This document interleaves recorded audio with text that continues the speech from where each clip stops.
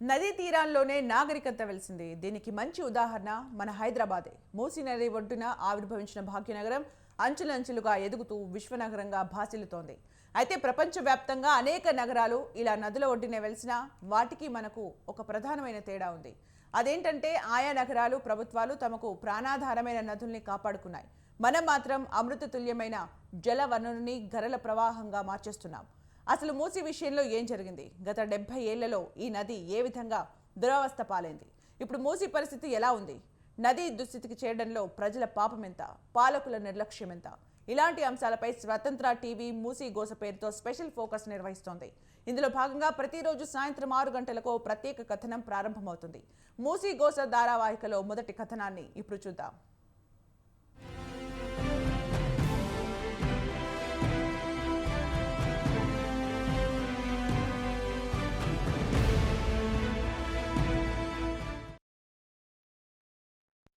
ఒకప్పుడు పుష్కల జల నిధులతో కలకలలాడిన మూసీ నది ఒడ్డున ప్రాణం పోసుకుంది భాగ్యనగరం.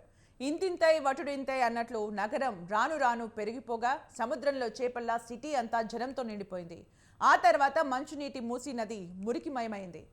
రోజు రోజుకు నగరం విస్తరించడం, పరిశ్రమలు, వ్యాపార కేంద్రాలు పెరగడం, వాటి నుండి వెలువడే వ్యర్థాలతో మూసీ నది మురుగు కాలువగా మారిపోయింది. హైదరాబాద్లో భూముల ధరలకు రెక్కలు రావడం, అధికారుల అలసత్వం కారణంగా కబ్జా కోరల్లో చిక్కి నానాటికి కుచించుకుపోయింది.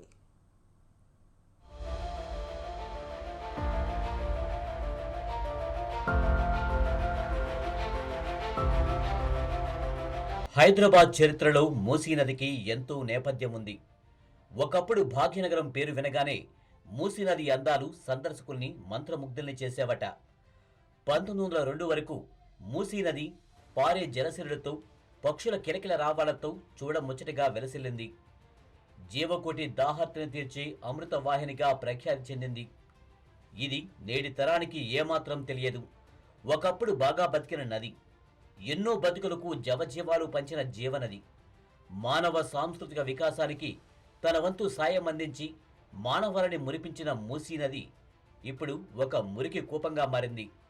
చెత్తా చెదారంతో కలుషితమైన కాసారంగా నగర ప్రజల బతుకులపై తీవ్ర ప్రభావం చూపుతుంది.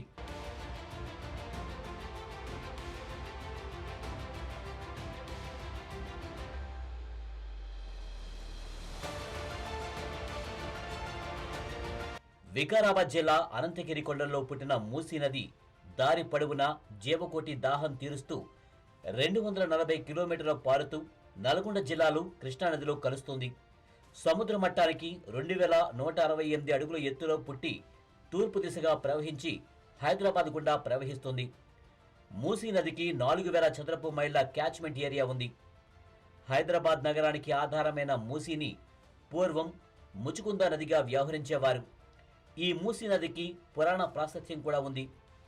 మూసీ నది ప్రారంభ స్థలాన్ని ద్వాపర యుగంలో శ్రీకృష్ణుడు కూడా సందర్శించాడంటారు. ఈ గుహలో పడుకున్నటువంటి ఆ యొక్క ముచుకుంద మహారాజుని తట్టి లేపి వాని పైన ఉన్నటువంటి శిలను గుంజి మాయమైపోతే ఆ కాల యవనుడు వీడే కృష్ణుడని భావించి ఆ యొక్క తెరబట్టను గుంజంగానే వాడు చూడంగానే ఆ కాల యవడైనటువంటి రాక్షసుని సంహారం జరిగి తర్వాత భగవత్ అనుగ్రహం ఆ ముచుకుంద కలగడం జరుగుతుంది.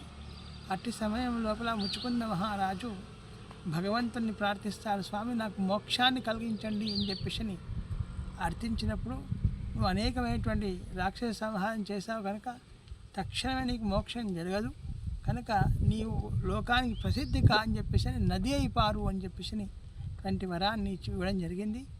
ఆ అట్టి వరమే ముచుకుందా నది అని పారింది. ఈనాడు మూసీ అనేటువంటి పేరుతో ప్రసిద్ధి చెందడం జరిగింది. ఆ యొక్క నదీ తీర్థం అనంతగిరి క్షేత్రం నుంచి వెళ్ళడం చాలా విశేషం అండి. ఆ నదిలో ఎవరైతే స్నానం చేస్తారో అనేకమైనటువంటి పాప పరిహారాలు అవుతాయని చెప్పేసి చెప్పబడుతుంది. ఇప్పుడైతే మూసీ ప్రక్షాళన అనేటువంటి కార్యక్రమం దాని గురించి. హైదరాబాద్ నగరంలో మూసీ నది సుమారు 35 కిలోమీటర్లకు పైగా ప్రవహిస్తుంది. ఒకప్పుడు శుభ్రమైన నీటితో ప్రవహించే ఈ నది హైదరాబాద్ పరిసరాల్లో సాగు, తాగునీటి అవసరాలను తీర్చింది. కానీ ఇప్పుడు మురుగునీటికి కేర్ ఆఫ్ అడ్రస్గా మారింది. కాలుష్యానికి, మానవ వ్యర్థాలు, రసాయనాల కలయికతో ప్రవహించే ఈ మురుగునీరు కాలకుట విషంగా తయారైంది. ప్రస్తుతం భాగ్యనగర వాసులను తన విషకొరలతో బంధిస్తుంది.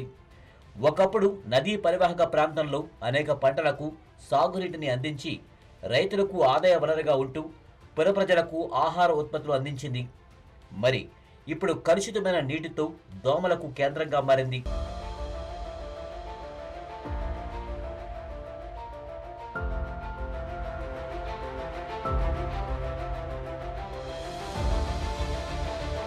ఓపెన్గా ప్రవహిస్తున్న ఈ మురుగు చుట్టుపక్కల ప్రాంతమంతా దుర్వాసనను వెదజల్లుతుంది. ఈ ప్రాంతానికి కొత్తగా వచ్చిన వారు ముక్కు మూసుకోక తప్పదు. ఇక నిత్యం వెళ్లేవారు సైతం మూసి మురుగు వాసన భరించలేక ముక్కుపటాలను మూసుకుని ఊపిరాడక నానా యాతన పడతారు. ఇదిలా ఉంటే ఈ మురికి కూపంలోనే వేలాది మంది నిరుపేదలు బతుకులీడుస్తున్నారు. ఒకవైపు మురుగు, మరోవైపు కబ్జాలు మూసి స్వరూపాన్ని మసకబారేలా చేశాయి. మూసీలోకి చేరుతున్న మురుగు విషంతో సమానంగా తయారైంది. ఇటీవల పొల్యూషన్ కంట్రోల్ బోర్డు నిర్వహించిన పరీక్షల్లో నీటిలో ఆక్సిజన్ స్థాయి అధోగతికి చేరిందనే సంగతి బయటపడింది. గండిపేట్, బాపుఘాట్, ముసారాంగ్బాగ్, నాగూర్, ఫిర్జాదిగూడ, ప్రతాపసింగారం, పిల్లాయిపల్లి ప్రాంతాల్లో మూసీ నీటి నమూనాలను పరిశీలించగా గండిపేట వద్ద మాత్రమే నీటిలో ఆక్సిజన్ స్థాయి చెప్పుకోదగినట్లుగా ఉందని తేలింది. మిగిలిన అన్ని ప్రాంతాల్లోనూ ఆక్సిజన్ స్థాయి తగ్గిపోయి జలాచరాలు నీటిలో ఉండలేనంత పరిస్థితి ఏర్పడింది. పరిమితుల ప్రకారం లీటర్ నీటిలో ఆక్సిజన్ 4 మిల్లీగ్రాములు ఉండాలి. అంతకంటే తగ్గితే నీటిలో జలాచరాలు మనుగడ సాగించలేవు. Biological oxygen demand BOD 1 litre నీటిలో 3 మిల్లీగ్రాములకు మించకూడదు. ఆక్సిజన్ తగ్గుతున్న కొద్దీ BOD పెరుగుతుంది. ఇలా మూసీ నదిలో BOD పరిణామం చాలా తీవ్ర స్థాయిలో ఉన్నట్లు గుర్తించింది పొల్యూషన్ కంట్రోల్ బోర్డు.